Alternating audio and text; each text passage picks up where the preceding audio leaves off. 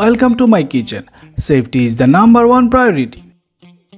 Don't wash your hands. You would think this is a given, but people forget. Don't forget, it's important to wash your hands in hot, soapy water before and after cooking. We will want to avoid washing extra dishes, but this one area in which you should not take shortcuts. Using the same cutting board for meats, fruits, and vegetables is a surefire way to risk getting salmonella. Must we learn how to deal with different types of fires such as gaseous and electronic fires.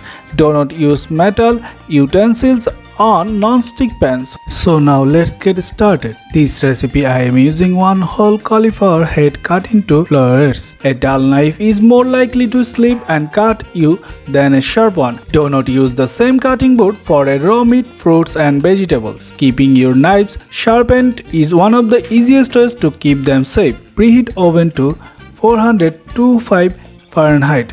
Then add them to a food processor and pulse until finely grated like rice. Mix about 2 or 3 cups. Transfer to a microwave safe bowl and cook for about 5 minutes or until softened. Place the cooked cauliflower on an open cheesecloth or dish towel and allow it to cool. When it's cold to the touch, wrap the cauliflower in the towel and squeeze out all the excess water, so it is as dry as possible.